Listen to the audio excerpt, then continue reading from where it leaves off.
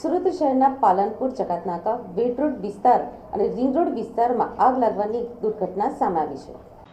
Palanpur જકાતનાકામાં Vivekananda township સોસાયટીના gate પાસે આવેલા ડીજીવીસીએલના ટ્રાન્સફોર્મરમાં આગ લાગી જતા અફરાતફરીનો માહોલ સર્જાયો હતો.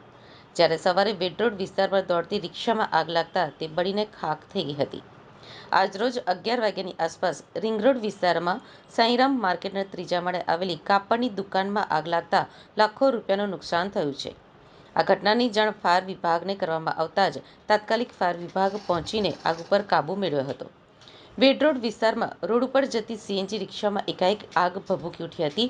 મુસાફરો ભરેલી રિક્ષામાં આગ લાગતાની સાથે જ રિક્ષા ચાલકે સમય સૂચકતા વાપરીને મુસાફરોને બહાર કાઢી લેતા એ તમામનો બચાવ થયો હતો.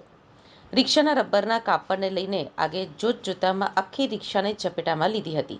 તે દરમિયાન સીએનજીના બાટલામાંથી ગેસ પણ લીકેજ થવા લાગ્યો હતો. એટલે રિક્ષાના ડ્રાઈવર દ્વારા આગ લાગતા જ રિક્ષાને સાઈડમાં પાર્ક કરી દેવામાં આવી હતી. તે દરમિયાન આગમાં એક સાયકલ પણ ઝપેટામાં આવી હતી. આ ઘટનાની જાણ ફાયર વિભાગને કરવામાં આવતા કતારગામ ફાયર સ્ટેશનનો કાફલો ઘટના સ્થળે દોડ્યો હતો અને ગણતરીની મિનિટોમાં જ રિક્ષામાં લાગેલી આગ ઉપર કાબૂ મેળવ્યો હતો.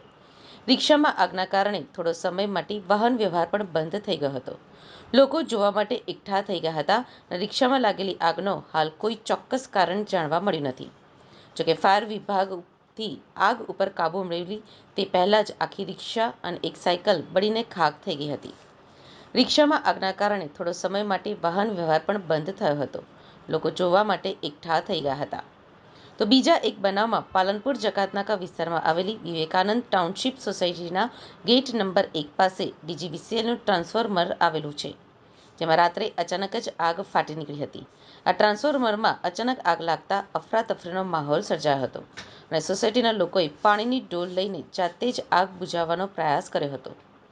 આ આગ અંગે ડીજીવીસીએલ અને ફાયર વિભાગને જાણ કરવામાં આવી હતી, જેથી પાલનપુર સહિત 2 ફાયર સ્ટેશનની 3 જેટલી ગાડીઓ તાત્કાલિક ઘટના સ્થળે દોડી ગઈ હતી અને ગણતરીની મિનિટોમાં જ આગ ઉપર કાબૂ મેળવ્યો હતો. આગ કાબૂમાં લેવા પહેલા ડીજીવીસીએલ દ્વારા પાવર પણ કટ કરવામાં આવ્યો હતો. આ આગની ઘટનામાં કોઈ જાનહાનિ થવા પામી નથી. શહેરના રિંગ રોડ વિસ્તારમાં સાંઈરામ માર્કેટના ત્રીજા માળે આવેલી કાપડની દુકાનમાં આગ લાગતા લોકોમાં દોડધામ મચી હતી.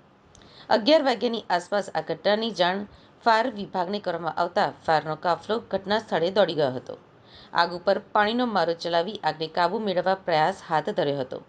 ભારે જહેમતે ફાયર વિભાગે આગ ઉપર કાબૂ મેળવ્યો હતો. આગની ચપેટમાં લાખો રૂપિયાનો કાપડનો માલ સામાન બળીને ખાખ થઈ ગયો હતો. હાલ શોર્ટ સર્કિટથી આગ લાગી હોવાનું પ્રાથમિક તારણ સામે આવ્યું છે. આ આગની ઘટનામાં કોઈ જ જાનહાનિ થવા પામી નથી.